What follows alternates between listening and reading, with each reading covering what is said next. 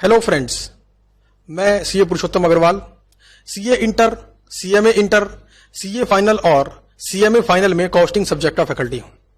ये एक YouTube video series है जिसके अंदर हम सीए फाइनल के स्टूडेंट्स के लिए strategic cost management and performance evaluation के सब्जेक्ट से संबंधित सारी की सारी theories, models and case studies बहुत ही डीपली, बहुत ही डेप्थ के अंदर 100% कवर कर रहे हैं।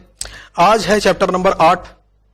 चैप्टर नंबर 7 तक वीडियोस ऑलरेडी हमारे यूट्यूब चैनल पर डल चुकी है, तो अगर आप पहली बार इस वीडियो को देख रहे हैं तो पहले 7 चैप्टर भी आप यूट्यूब पर जाकर देख सकते हैं, और अगर आप चाहें तो यहीं से इस लेक्चर को देखना भी कंटिन्यू रख सकते हैं। इस बात की मेरी गारंटी है कि आपको हर एक बात अच्छे से समझ में आएगी। और साथ में वो स्टूडेंट जो ऑलरेडी पहले 7 चैप्टर देख चुके हैं उनको तो पढ़ाई करने में मजा आ ही रहा होगा। तो चलिए शुरू करते हैं। स्टडी मैट निकाल लीजिए, आप स्टडी मैट निकाल लीजिए ICAI का। Chapter number 8, performance measurement and evaluation. Chapter number 8, performance measurement and evaluation. इस चैप्टर को शुरू करने से पहले आपको यह बात बता दूं कि यह चैप्टर एग्जाम के पॉइंट ऑफ व्यू से मोस्ट इंपॉर्टेंट चैप्टर में आता है, मोस्ट इंपॉर्टेंट चैप्टर में से आता है। इसके अंदर हम 9 तरह के मॉडल पढ़ेंगे, 9 मॉडल्स इसके अंदर हम पढ़ेंगे, 9 मॉडल्स।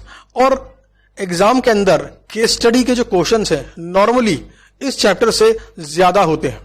तो आपको बता दूं, चैप्टर नंबर 8 डिसीजन मेकिंग के बाद आने वाला ये वो चैप्टर है जहां से केस स्टडी के बहुत सारे क्वेश्चंस बनते हैं, और इस चैप्टर में 9 के 9 मॉडल्स को बहुत ही अच्छी तरीके से, बहुत ही डिटेल में कवर करेंगे हम इस वीडियो सीरीज के अंदर।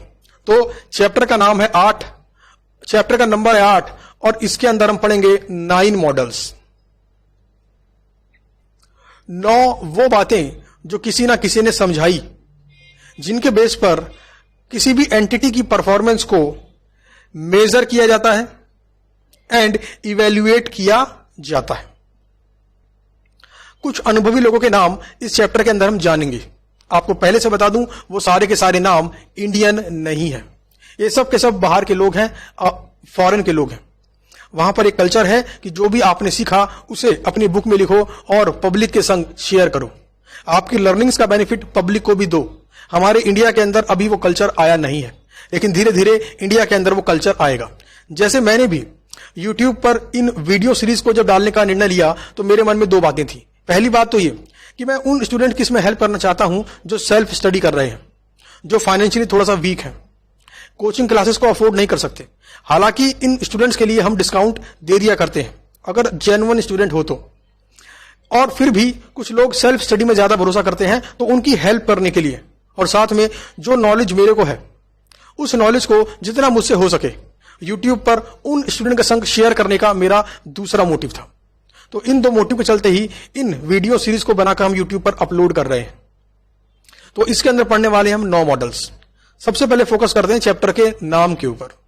नाम में क्या रखा है, ऐसा शेक्सपियर ने कहा था, बट चैप्टर का नाम समझने के बाद हमें यह पता पड़ जाता है कि इस चैप्टर में हम क्या पढ़ने वाले हैं। चैप्टर का नाम है परफॉर्मेंस मेजरमेंट एंड इवैल्यूएशन, यानी कि परफॉर्मेंस को पहले मेजर करो और फिर इवैल्यूएट करो।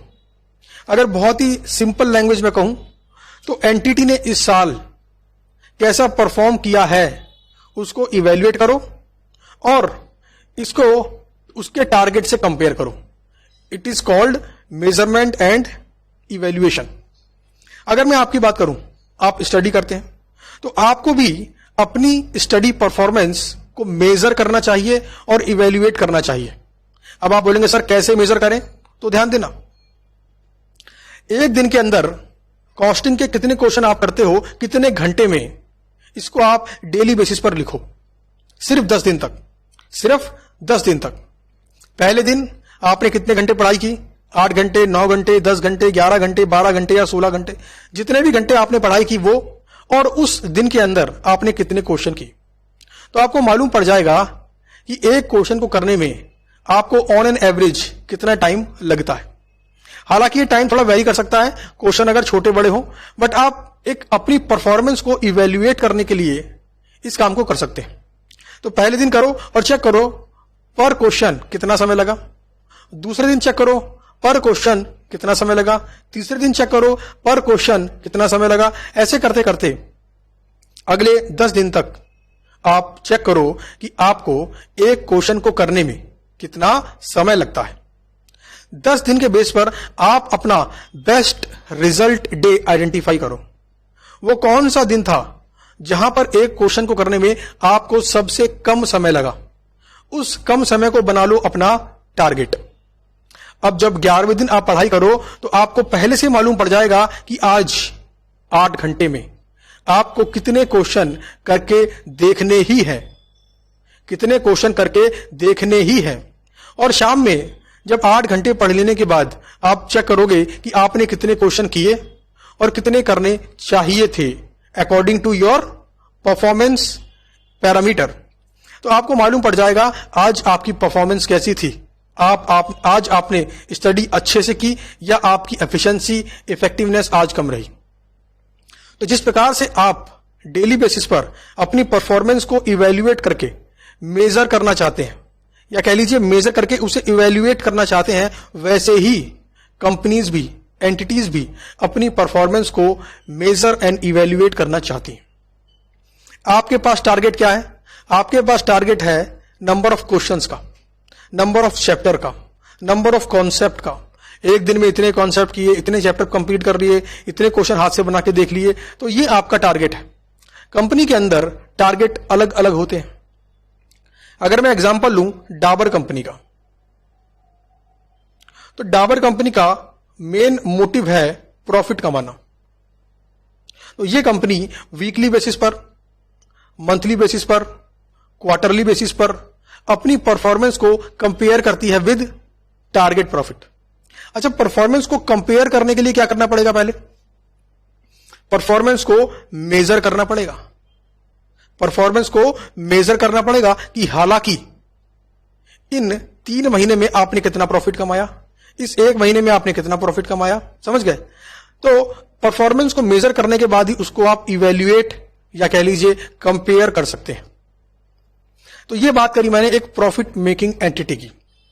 अगर मैं बात करूं गवर्नमेंट हॉस्पिटल्स की, तो बताओ जरा इनका पर्पस क्या है? इनको क्यों खोला गया है? गवर्नमेंट हॉस्पिटल्स को क्यों खोला गया है? तो इसका जवाब है सर्विस टू पुअर पेशेंट्स। जो लोग फाइनेंशियली वीक हैं, जिनके पास संसाधनों की थोड़ी कमी है, ऐसे लोगों को बीमार पड़ जाने पर हेल्थ की सर्विसेज प्रोवाइड करने के लिए गवर्नमेंट हॉस्पिटल्स को बनाया गया। तो क्या इनकी परफॉर्मेंस को भी इवेल्युएट करना जरूरी है?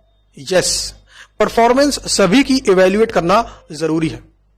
इनके पैरामीटर क्या होते हैं परफॉर्मेंस को इवेल्युएट करने के?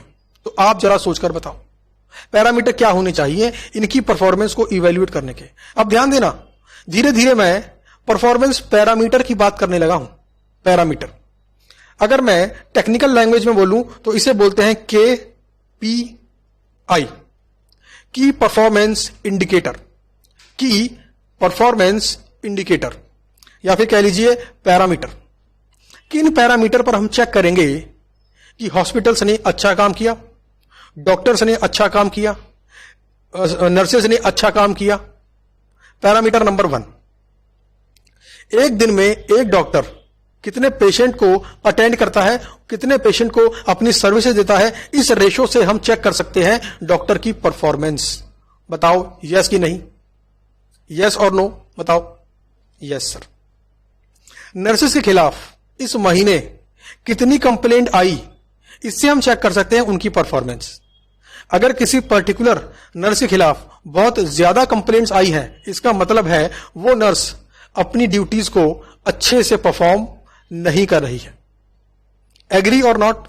एग्री करते हैं। एक हॉस्पिटल में ट्रीटमेंट ले जाने के बाद, एक हॉस्पिटल से ठीक होकर घर चले जाने के बाद कितने पेशेंट्स ऑन एन एवरेज लौट कर दोबारा उसी बीमारी के लिए आते हैं, इससे पता पड़ती है उनको दी जाने वाली मेडिकल सर्विसेज की क्वालिटी की परफॉर्मेंस। मान लीजिए इस महीने, फॉर एग्जांपल इस महीने अगर 100 पेशेंट एडमिट हुए, उन्हें कोरोना के सिम्टम थे। 100 पेशेंट एडमिट हुए, उन्हें कोरोना के सिम्टम थे, चेक किया तो मालूम पड़ा हाँ जी कोविड-19 पॉजिटिव है, इन्हें कोरोना हो गया है। 100 में से 70 लोग ठीक होकर चले गए।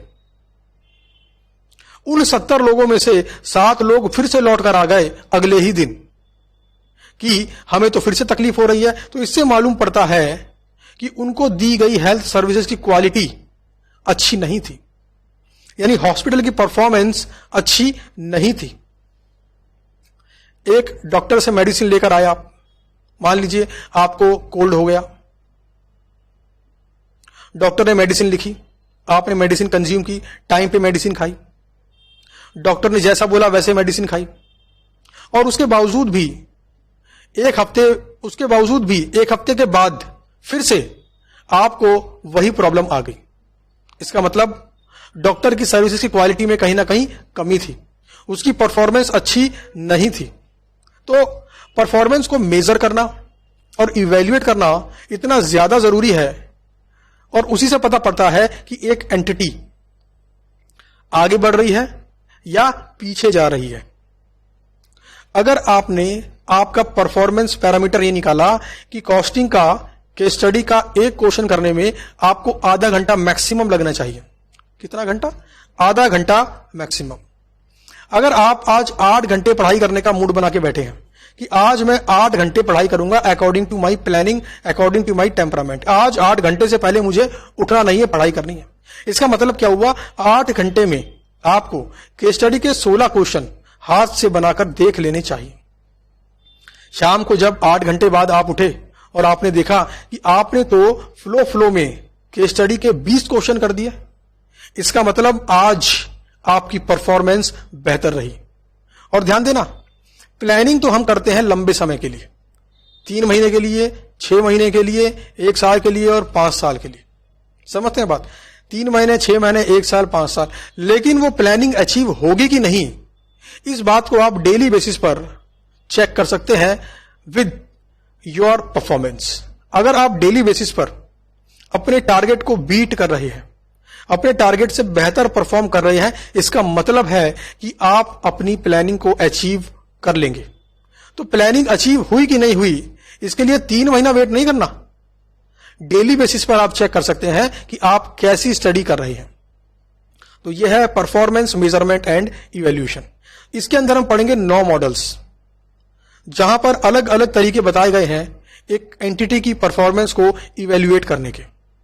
कैसे चेक करें कि एक एंटिटी अच्छा परफॉर्म कर रही है। अगर बात करूं गवर्नमेंट स्कूल्स की, तो बताओ जरा, गवर्नमेंट स्कूल्स का ऑब्जेक्टिव क्या है? उनका ऑब्जेक्टिव भी वही है कि वो फैमिली के बच्चे जो फाइनेंशियली थोड़ा सा वीक हैं, उनको एक बेहतर एजुकेशन प्रोवाइड की जाए, क्योंकि शिक्षा पर सबका अधिकार है। तो बताओ जरा, एक गवर्नमेंट स्कूल्स की परफॉर्मेंस कैसे चेक करें? तो कुछ बातें मैं बताऊंगा, आप बताना उस पर एग्री करते हैं कि नहीं करते हैं। टीचर टू स्टूडेंट्स रेशो कितना है, इससे मालूम पड़ेगा कि परफॉर्मेंस कैसी है। ऐसा कहते हैं कि जब बच्चा छोटी क्लास में होता है, 10th क्लास तक, 12th क्लास तक, तो एक टीचर को मैक्सिमम 15 से 20 बच्चे एक बार में एक साथ पढ़ाने चाहिए। तो रेशो क्या हो गया? 1:20, एक टीचर और 20 स्टूडेंट। लेकिन अगर गवर्नमेंट स्कूल की क्लासेस में आप जाएं और आप देखें कि ये रेशो 1:60 है, 1:80 है, 1:100 है, इसका मतलब है कि मैनेजमेंट ने अपनी सर्विसेज में अच्छा परफॉर्मेंस नहीं दिया। और इससे ये पॉसिबल है कि वो टीचर भी 100 के 100 स्टूडेंट को अच्छे से नहीं पढ़ा पा रहा होगा। ठीक बात है? इस पर एग्री करते हैं आप कि इससे परफॉर्मेंस को चेक कर सकते हैं? यस। दूसरा पैरामीटर, स्टूडेंट्स की अटेंडेंस। स्टूडेंट्स की अटेंडेंस चेक करो। अगर गवर्नमेंट स्कूल के अंदर अटेंडेंस बड़ी कम है स्टूडेंट की ऑन एन एवरेज, मान लीजिए 60% अटेंडेंस है।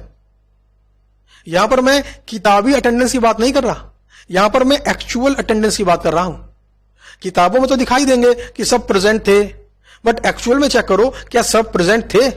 अगर अटेंडेंस रेशो कम है तो यह इंडिकेट करता है कि पढ़ाई की क्वालिटी कम है, पढ़ाने का तरीका अच्छा नहीं है। तो जितना बेहतर अटेंडेंस रेशो होगा वो इस बात का इंडिकेटर है कि स्टडी अच्छी क्वालिटी की प्रोवाइड हो रही है। बताओ जरा, ये दूसरा पैरामीटर लगा आपको सही, जिसके बेस पर हम गवर्नमेंट स्कूल्स की परफॉर्मेंस को मेजर एंड इवेल्युएट कर सकते हैं। यस। तीसरा है पासिंग परसेंटेज। चेक करो कितना परसेंट स्टूडेंट 10th क्लास में पास हुए। अगर सेक्शन ए के अंदर 50 स्टूडेंट थे और सिर्फ 30 बच्चे पास हुए 10th क्लास के बोर्ड एग्जाम में, तो यह बड़ी ही खतरनाक बात है। इसका मतलब है कि स्टूडेंट को अच्छी स्टडीज वहां पर अवेलेबल नहीं कराई जाती। तो परफॉर्मेंस को मेजर करना, परफॉर्मेंस को इवेल्युएट करना, कंपेयर करना सिर्फ प्रॉफिट मेकिंग एंटिटी का ही काम नहीं है। नॉन प्रॉफिट मेकिंग एंटिटी भी अपनी परफॉर्मेंस को मेजर करके इवेल्युएट करती है, मेजर करके कंपेयर करती है, जिससे वो ये जान पाती है कि वो कैसा परफॉर्म कर रही है। जैसा कि अभी आप अपनी परफॉर्मेंस को डेली बेसिस पर इवेल्युएट करिए, और डेली बेसिस पर इवेल्युएट करने के लिए आपके पास होना चाहिए की परफॉर्मेंस इंडिकेटर। कुछ एग्जांपल मैं आपको देता हूं। एक स्टूडेंट अपने स्टडी रूम में 8 से 10 घंटे पढ़ाई कर रहा है, दूसरा स्टूडेंट अपने स्टडी रूम में 8 से 10 घंटे बिता रहा है। पढ़ाई वो 6-7 घंटे या 5-6 घंटे ही करता है, बाकी समय यूट्यूब पर या बाकी सोशल प्लेटफॉर्म पर अपना टाइम वेस्ट कर देता है। ध्यान देना, टाइम वेस्ट कर देता है।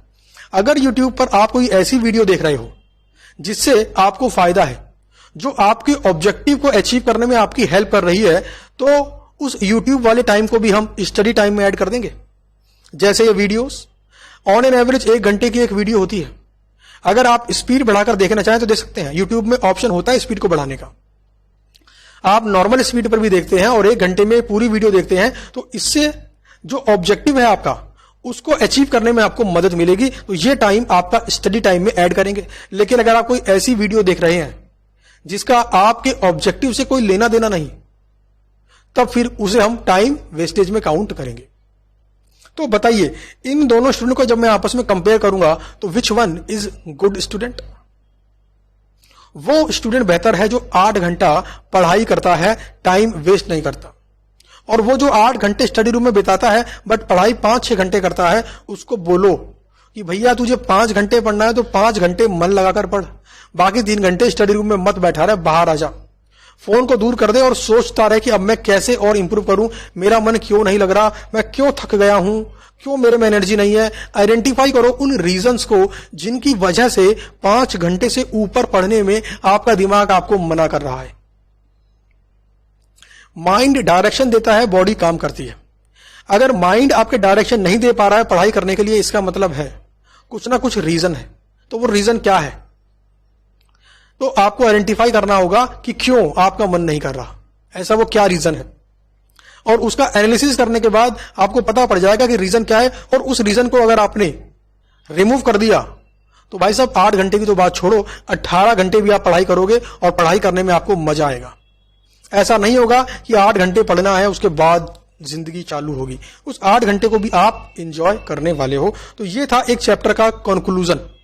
और जो ये मैंने एग्जांपल दिया, गवर्नमेंट हॉस्पिटल, गवर्नमेंट स्कूल्स, ये बेसिकली केस स्टडीज हैं इस चैप्टर की, और इनके ऊपर एग्जाम में क्वेश्चन एक बार आ भी चुका है और आने के चांसेस भी हैं। और ये इकलौता चैप्टर ऐसा है जिससे पिछले 4 अटेम्प्ट के अंदर, क्योंकि अभी तक सिर्फ 4 अटेम्प्ट न्यू सिलेबस में हुए हैं, पिछले 4 अटेम्प्ट के अंदर एक अटेम्प्ट में सिर्फ और सिर्फ इस चैप्टर से 35+ मार्क्स का क्वेश्चन एग्जाम में आया था। यानी 35 नंबर से ज्यादा की कवरेज इकलौते इस चैप्टर से एग्जाम में हुई थी। तो इस बात से आपको समझ पड़ गया होगा कि इस चैप्टर की इंपॉर्टेंस क्या है। चलिए आगे बढ़ते। सबसे पहला पॉइंट है रेस्पॉन्सिबिलिटी अकाउंटिंग। रेस्पॉन्सिबिलिटी मतलब क्या होता है जी? जिम्मेदारी। अच्छा, जिम्मेदारी दी जाती है या ली जाती है? जिम्मेदारी ली जाती है।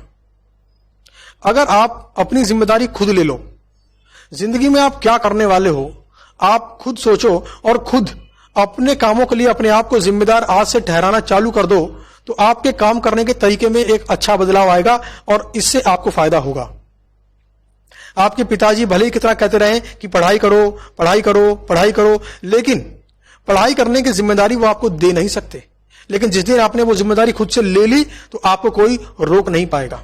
इसे बोलते हैं जिम्मेदारी लेना, रेस्पॉन्सिबिलिटी अकाउंटिंग।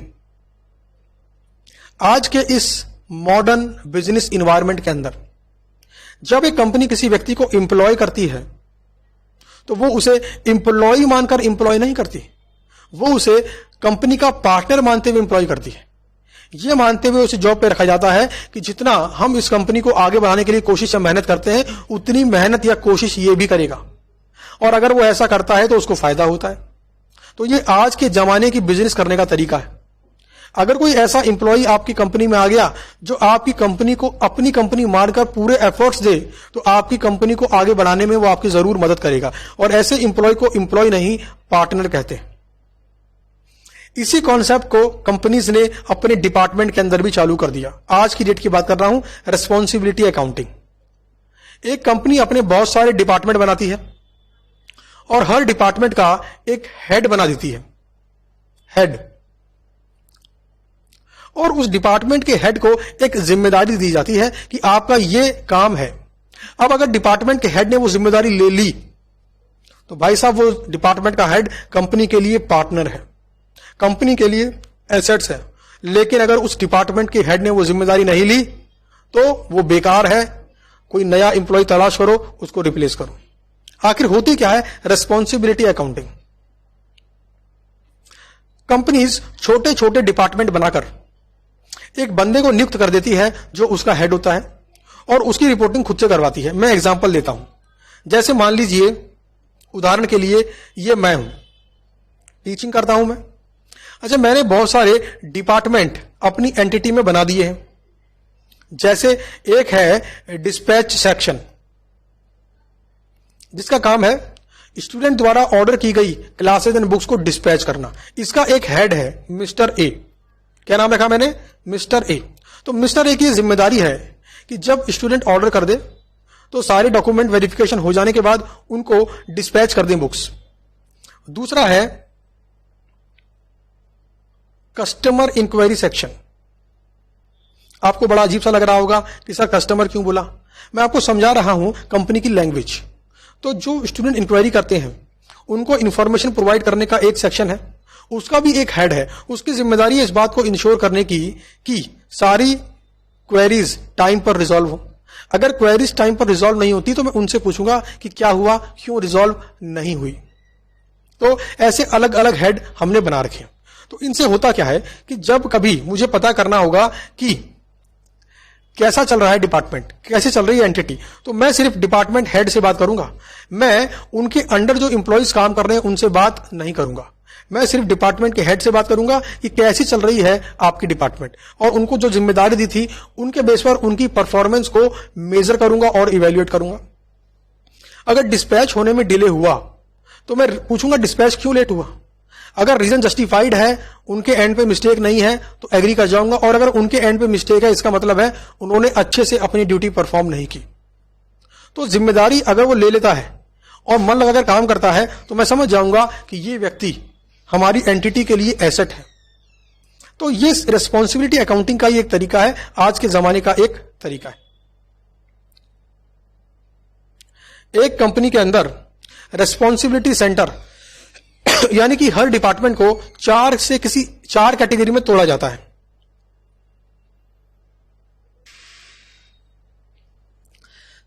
कुछ डिपार्टमेंट को बोला जाता है कॉस्ट सेंटर। उसका काम है कॉस्ट को मैनेज करना।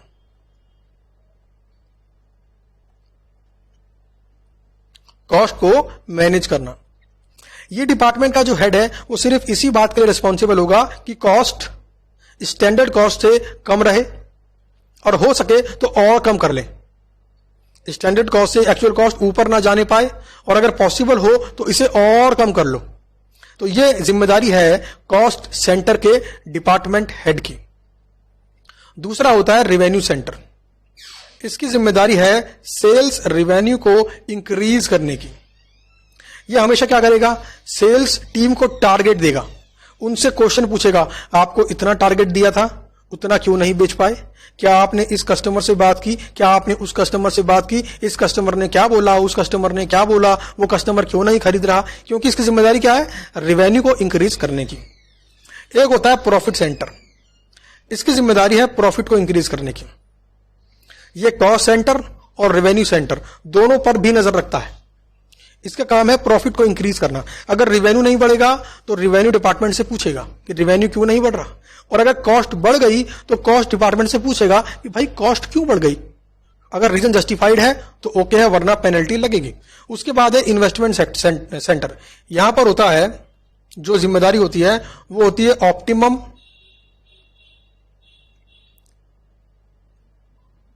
Utilisation of resources. Investment centre की जिम्मेदारी होती है कि जो भी रिसोर्सेज उसके पास हैं उनको ठीक से इस्तेमाल करे, स्टेटमेंट ऑफ रैंकिंग बनाए, उसके बेस पे डिसाइड करे रैंक 1, रैंक 2, रैंक 3, यानी सीक्वेंस 1, 2, 3, 4, और उस रैंक के अकॉर्डिंग ही प्रोड्यूस करे, परफॉर्म करे, इन्वेस्ट करे। तो ये है 4 सेंटर। तो एक कंपनी डिपेंडिंग अपॉन कौन कौन से सेंटर उस कंपनी में है, cost centre, revenue centre, profit centre और इन्वेस्टमेंट सेंटर बनाती है। अगर मैं आपके घर की बात करूं, जहां पर मंथली बजट बनता है, जहां पर मंथली बजट बनता है, तो बताओ जरा, आपके मदर क्या है? आपकी मदर है कॉस्ट सेंटर। यहां पर मैं बात कर रहा हूं एक ऐसा एग्जांपल लेकर जहां पर जो पिताजी हैं वो कमाते हैं और माताजी घर को मैनेज करती हैं। माताजी हाउसवाइफ है। घर का एक मंथली बजट बनता है, उस मंथली बजट को कम करने की कोशिश कौन करता है? माताजी। तो माताजी क्या है? Cost centre. अच्छा, पिताजी क्या है? पिताजी हैं प्रॉफिट सेंटर। प्रॉफिट सेंटर बोले तो वो हमेशा अपनी सैलरी बढ़ाने की और खर्चे कम करने की कोशिश में लगे रहते हैं। कंपनी में 8 घंटे की जगह 9 घंटे काम करते हैं, अपनी सैलरी को बढ़ाने की कोशिश और साथ ही में अपने खर्चों को कम करने की कोशिश करते रहते हैं, यानी प्रॉफिट को बढ़ाने की कोशिश करते रहते हैं। तो उनको टेक्निकल टर्म्स में कहा जाएगा कि वो प्रॉफिट सेंटर के हेड है। अच्छा, आपकी इस एग्जांपल के अंदर इन्वेस्टमेंट सेंटर कौन होगा? तो नॉर्मली इन्वेस्टमेंट सेंटर भी पिताजी ही होते हैं।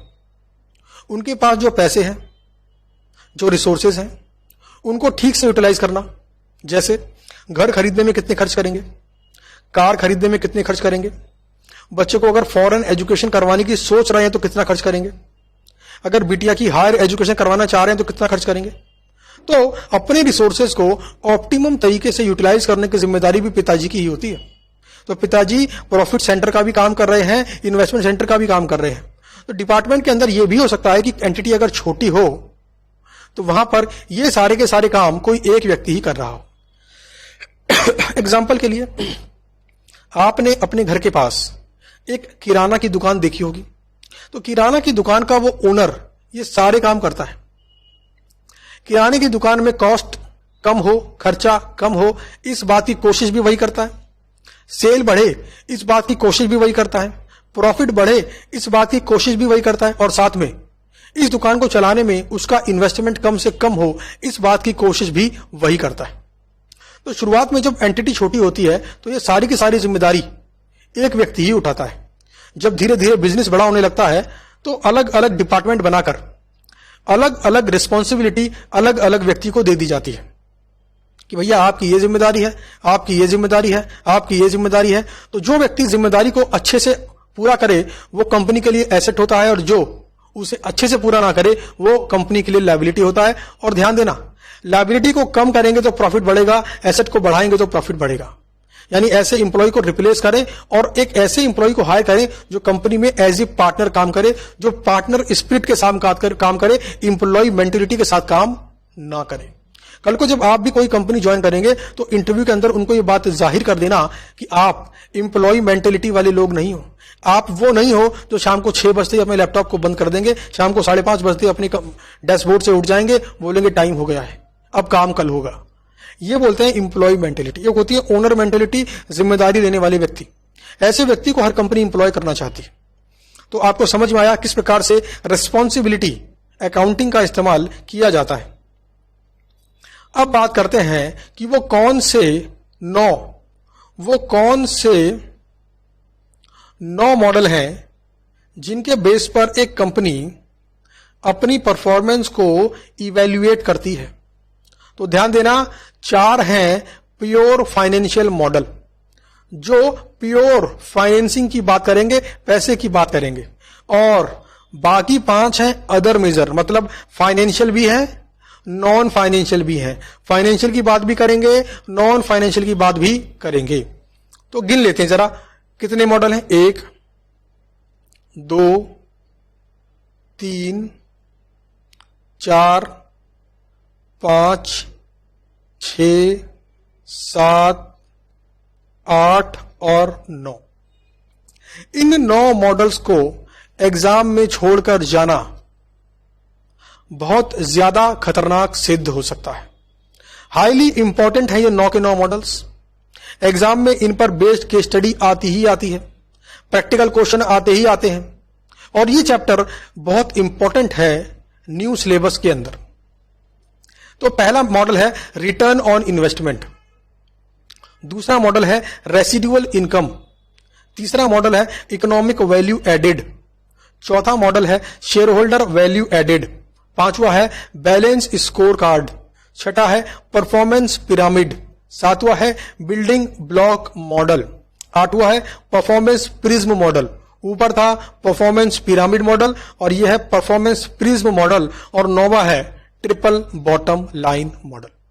तो ये 9 के 9 मॉडल बहुत ही डिटेल में अच्छे से समझते हुए हम करेंगे, और प्रैक्टिकली इनको लिंक भी करेंगे ताकि हम चेक कर सकें कि ये कैसे कंपनियां इंप्लीमेंट करती है, और कैसे आप, और अगर अभी आप नहीं तो कैसे आपके जानकार वो लोग जो बिजनेस कर रहे हैं इसको इंप्लीमेंट कर सकते हैं। सबसे पहला मॉडल है return on investment. Return on investment model, कितने पैसे लगाए और उससे कितने पैसे कमाए, इसकी निकालो परसेंटेज, इसे बोलते हैं रिटर्न ऑन इन्वेस्टमेंट।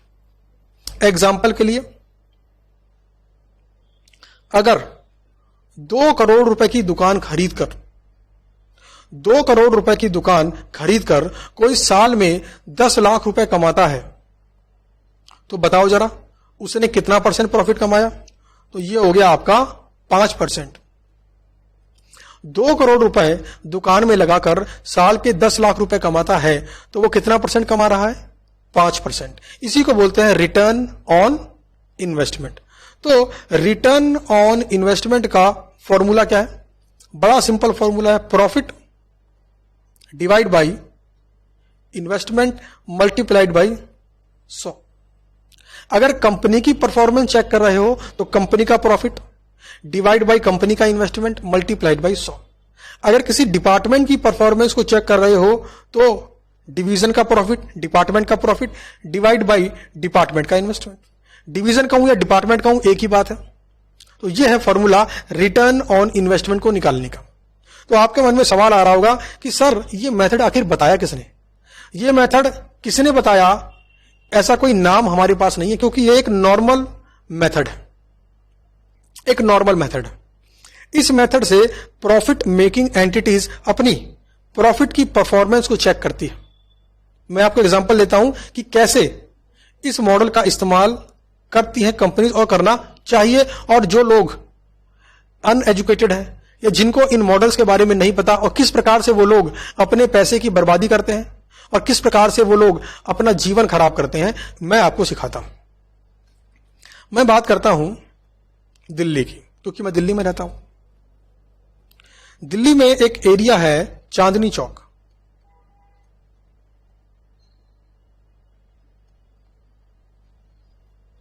यहां पर बहुत से लोग कमर्शियल काम करते हैं, जैसे रेडीमेड गारमेंट्स का काम है ना, और भी कोई एग्जांपल ले लो, रेडीमेड गारमेंट्स या बच्चों के फुटवेयर्स का काम। तो बहुत सारे अलग अलग प्रकार की दुकानें आपको यहां पर मिलेंगी। एग्जांपल लेता हूं मैं रेडीमेड गारमेंट्स वाले व्यक्ति का। यहां पर क्योंकि कमर्शियल काम होता है तो यहां पर दुकानें की कीमत बहुत ज्यादा है, दुकानों की कीमत बहुत ज्यादा है। तो मान लीजिए यहां पर एक शॉप आती है 2 करोड़ रुपए की। कितने की? 2 करोड़ रुपए की। और इसका एरिया अच्छा खासा है, मान लीजिए एग्जांपल के लिए 2000 स्क्वायर फीट, यानी अच्छा शोरूम बन सकता है, इतना स्पेस इसके अंदर होता है। तो मान लीजिए यह शॉप आती है 2 करोड़ की। एक व्यक्ति ने इस 2 करोड़ की शॉप को खरीद कर इसमें रेडीमेड गारमेंट का काम किया हुआ है। बहुत सारे लोगों को जॉब पे रखा हुआ है, उनको मंथली सैलरी पे करते हैं। कस्टमर यहां पर आता है, कपड़े खरीदता है, पेमेंट करता है, इनको प्रॉफिट होता है। तो साल में सारा खर्चा सेल में से माइनस कर देने के बाद जो इनको नेट प्रॉफिट बचता है उसके ऊपर टैक्स गवर्नमेंट को दे देने के बाद मान लो ये कमाते हैं साल के 10 लाख रुपए। बताओ कितना परसेंट रिटर्न ऑन इन्वेस्टमेंट? तो आप बोलोगे सर रिटर्न ऑन इन्वेस्टमेंट है 5%। हां, यही वाली एग्जांपल तो मैंने यहां पे लिया था। 5% है रिटर्न ऑन इन्वेस्टमेंट।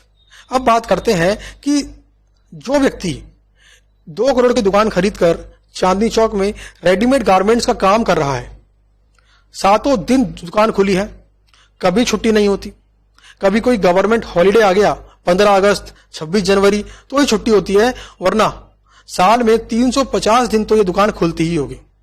अब सोचो क्या ये दुकान चलाना इनके लिए फायदेमंद है? और ये रियल एग्जांपल है। आप गूगल पे सर्च मार लेना कि चांदनी चौक के दुकानों के रेट के बारे में, प्राइस के ऊपर आपको मिल जाएगा रेट। आपको 5-5 करोड़ की दुकानें भी मिल जाएंगी वहां पर, और 2 करोड़ तो मैंने बहुत ही कम अमाउंट लिया है। तो बताओ जरा नीचे कमेंट करके बताओ क्या ये सही कर रहे हैं बिजनेस करके?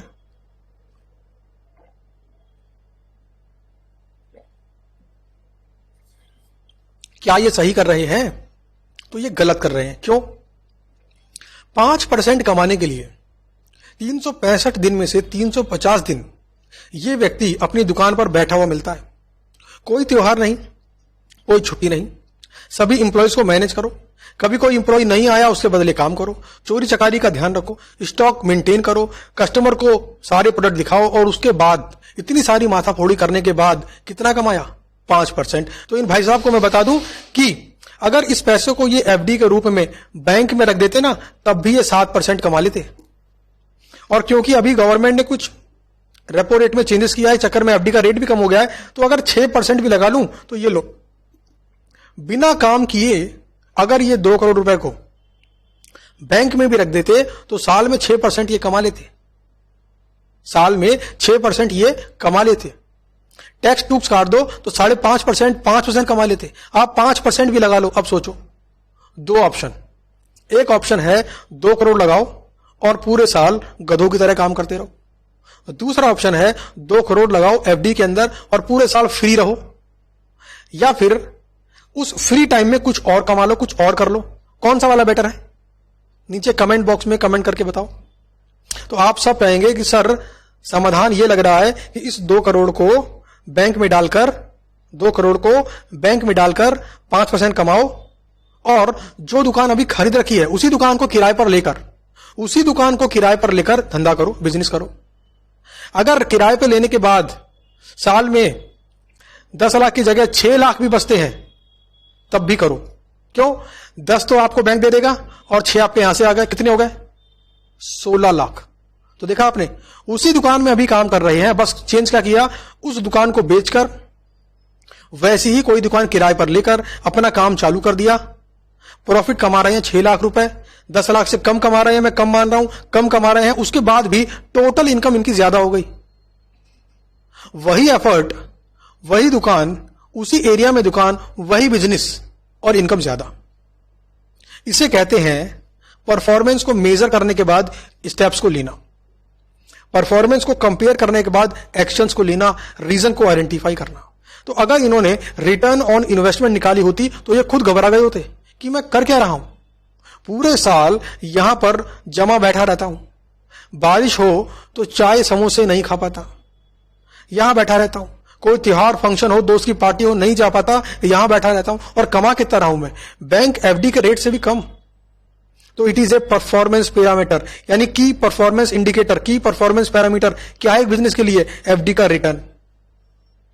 अगर एफर्ट देने के बाद एफडी के रिटर्न से ज्यादा नहीं कमा रहे, एफडी के रिटर्न से कम कमा रहे हैं या बराबर कमा रहे हैं, इसका मतलब है एफर्ट देने का एडवांटेज कोई हो ही नहीं रहा। तो यह है आपका method number 1, return on investment निकालो और कंपेयर करो दूसरे ऑप्शन से और चेक करो आप कैसा परफॉर्म कर रहे हो। कैसा लगा ये मेथड और कैसा लगा ये रियल एग्जांपल? एक्चुअल एग्जांपल है ये बनावटी एग्जांपल नहीं है, it is a real case. अगर आप दिल्ली के रहने वाले हो तो किसी ना किसी को आप जानते होगे जो चांदनी चौक में इस प्रकार से काम कर रहा है, उसको एक बार ये बात समझा कर देखो, वो कुछ सोचने पड़ जाएगा कि मैं कर क्या रहा हूं। इतने बड़े बड़े शोरूम इतने महंगे महंगे रेट पर खरीद कर उसमें कमाने के लिए इतनी मेहनत कर अगर आप एफडी के रिटर्न से कम कमा रहे हो तो फिर क्या कमा रहे हो? आप तो नुकसान कर रहे हो अपने समय का और एक पैसिव इनकम का। पैसिव इनकम मतलब वो इनकम जहां पर पैसे से पैसा कमाया जाता है। पैसे कमाने के 2 तरीके हैं, एक है एक्टिव इनकम, दूसरी पैसिव इनकम। मेहनत करो पैसा कमाओ, और दूसरी इनकम पैसे से पैसा कमाओ। तो आपको देखना होगा, अगर आपका पैसा ही पैसा कमा के आपको दे देता है तो आपको अपनी एनर्जी, अपनी एक्टिवनेस किसी और डायरेक्शन में लगानी चाहिए। मैं एक और एग्जांपल लेता हूं आपको मालूम पड़ेगा, इससे आपको समझ में आएगा कि डिसीजन मेकिंग किस प्रकार से होती है। यह एग्जांपल थोड़ा इस पॉइंट से हटकर है, आपको समझ में आएगी बात। एग्जांपल के लिए, जैसे ही किसी व्यक्ति की सीए बनने के बाद जॉब लगती है, सबसे पहला काम वो करता है घर लोन पर लेने का। वो दिखाना चाहता है जमाने वालों को कि मैं अमीर हो चुका हूं। कार को फाइनेंस कराने का, वो दिखाना चाहता है जमाने वालों को कि मैं अमीर हो चुका हूं। एप्पल आईफोन भी लेना चाहता है, दिखाना चाहता है जमाने को कि मैं अमीर हो चुका हूं, लेकिन ये एक्चुअल अमीर नहीं हुआ है। अब आपको बताता हूं कि किस प्रकार से डिसीजन लें कि घर रेंट का हो या खरीदा हुआ हो। मान लीजिए जिस घर में अभी आप रहते हैं उसकी प्राइस है मान लीजिए 90 लाख रुपए, मान लीजिए एग्जाम्पल के लिए, और ये एग्जाम्पल मैं दिल्ली से संबंधित एग्जाम्पल दे रहा हूं। और इस घर का जो रेंट है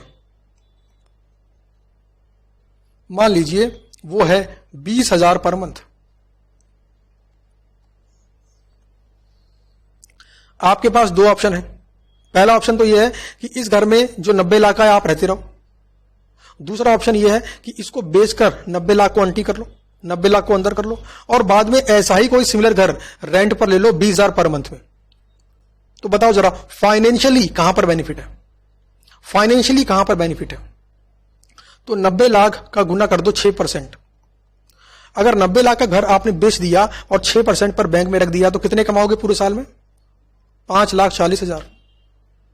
मोटा मोटा इसे मान लो आप 5 लाख, और कम कर लो 4 लाख।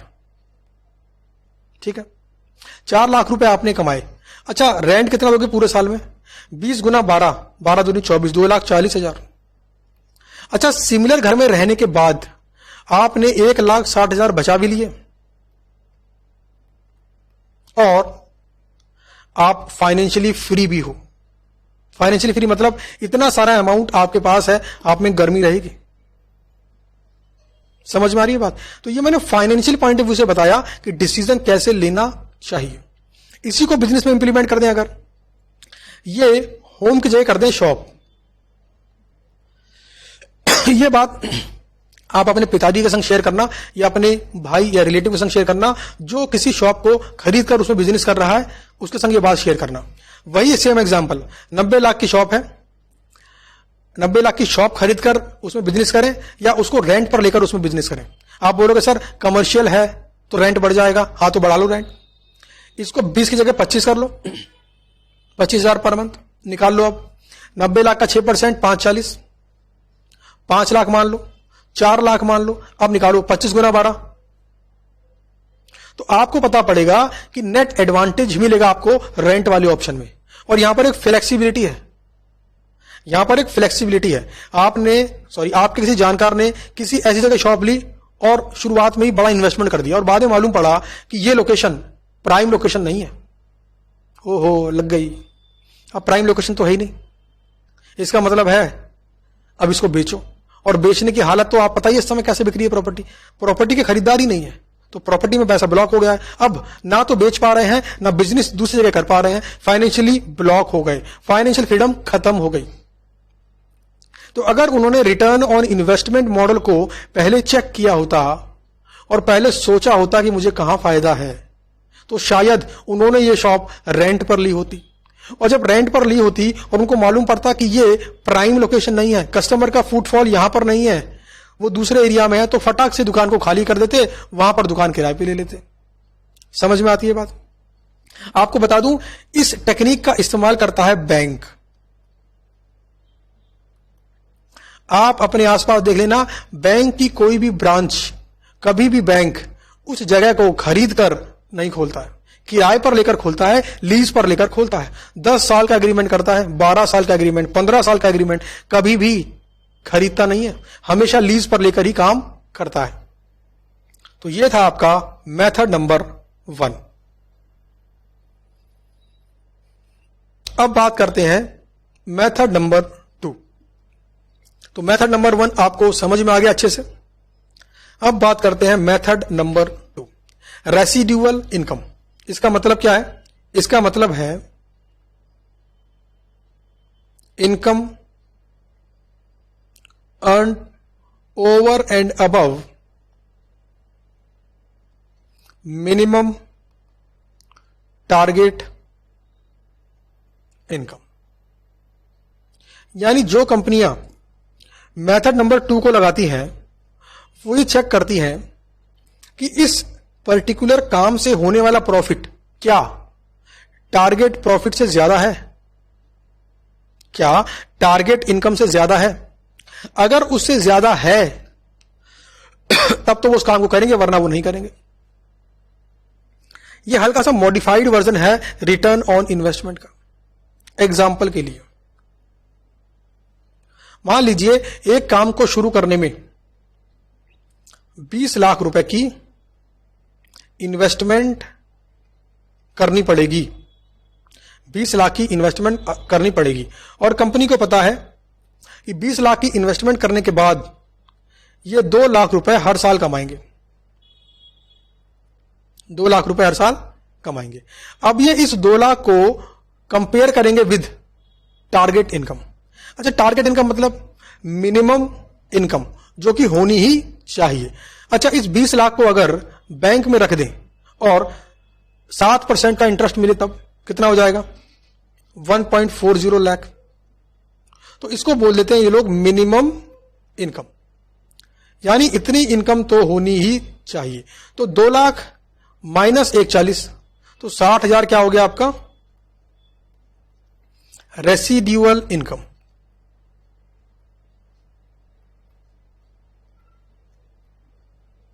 Residual income. तो यह है आपका मेथड नंबर 2। इसके अंदर मिनिमम टारगेट इनकम से ऊपर अगर कोई प्रोजेक्ट कमा के दे रहा है, कोई प्रपोजल कमा के दे रहा है, तो कंपनी उस काम को करती है, वरना उस काम को नहीं करती है। पहले ही चेक कर लो फायदा होगा कि नहीं होगा। मेथड नंबर 2 था। फाइनेंशियल पैरामीटर के 4 मेथड हैं और अभी हम 2 मेथड पढ़ चुके हैं। आपके मन में सवाल आता होगा कि सर कौन सा मेथड बेस्ट है? तो आपको बता दूं, हर मेथड अपने आप में बेस्ट है। कंपनी को कौन सा मेथड अच्छा लगता है, कौन सा मेथड सुटेबल फील होता है, उस मेथड को वो इंप्लीमेंट करते हैं, उस मेथड को वो इंप्लीमेंट करते हैं। जैसे अगर पहला वाला मेथड है रिटर्न ऑन इन्वेस्टमेंट, तो वहां पर मैंने कंपैरिजन किया with FD, rate of interest. Residual income के अंदर कुछ लोग बोलते हैं कि भैया अगर मैं खुद का बिजनेस करूंगा तो क्या मेरी इनकम एफडी इनकम से बराबर ही होनी चाहिए? भाई मैं भी तो मेहनत कर रहा हूं, तो मेरी जो मेहनत है उसका फल कब मिलेगा मेरे को? तो एफडी का इनकम प्लस मेरी मेहनत का इनकम, दोनों को ऐड कर दो, बन गई मिनिमम टारगेट इनकम। बात समझ में आ गई? एक एग्जांपल देता हूं मैं आपको।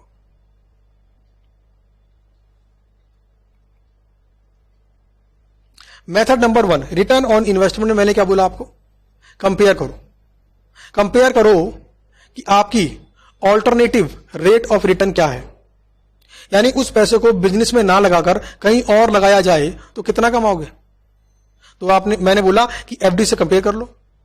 दूसरा ऑप्शन मान लो एफडी है, तो आपने बोला कि बिजनेस में कमाएंगे मान लो 6% और एफडी में भी कमाएंगे 6%, तो आप बोले फिर फायदा क्या।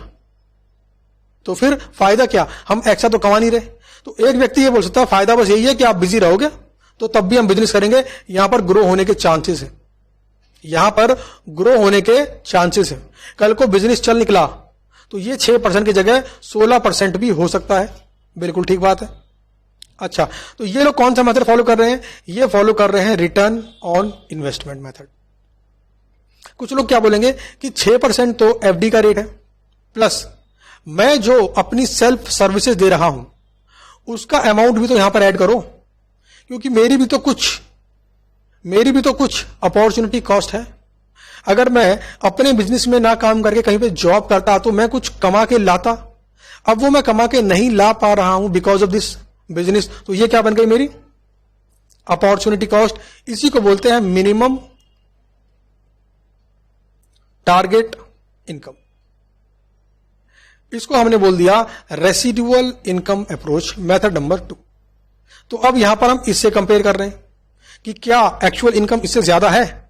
अगर ज्यादा है तो हां रेसिडुअल इनकम है, एक्स्ट्रा इनकम है, सुपर प्रॉफिट है, सुपर इनकम है, तो हां हम इस प्रोजेक्ट को करेंगे। तो ये 2 मेथड आज हमने पढ़े और लगभग समय हो चला है। तो उम्मीद करता हूं कि आपको समझ में आया होगा कि क्यों परफॉर्मेंस को मेजर करके उसको कंपेयर करना जरूरी है आपके लिए भी। आपको भी अपनी परफॉर्मेंस डेली बेसिस पर चेक करनी चाहिए। 15 से 20 मिनट लगेंगे इसके अंदर, लेकिन ये 15 से 20 मिनट आपको बहुत मदद करेंगे इस बात को जानने में कि आपका समय कहां पर वेस्ट हो जाता है, आपकी एफिशिएंसी क्यों कम हो जाती है, क्या आप में एनर्जी लेवल की कमी है, अगर है तो डाइट को चेंज करें, क्या आप यूट्यूब पर टाइम वेस्ट कर रहे हैं तो उसे कंट्रोल करें। तो ये कब होगा, जब आप खुद से एनालाइज करेंगे, अपनी परफॉर्मेंस को अपनी टारगेट परफॉर्मेंस से कंपेयर करेंगे और एक रिक्वायर्ड स्टेप लेंगे। उम्मीद करता हूं आपको वीडियो अच्छी लगी होगी। वीडियो अच्छी लगी है तो नीचे कमेंट करें, कमेंट करके मुझे बताएं। इससे मुझे और मेरी टीम को पता पड़ेगा कि मेरे द्वारा दिया गया यह एफर्ट आपके कितने फायदे का है, क्या आपको इससे फायदा हो रहा है कि नहीं हो रहा है। चलिए मिलते हैं आपसे अपनी अगली वीडियो के अंदर। Thank you.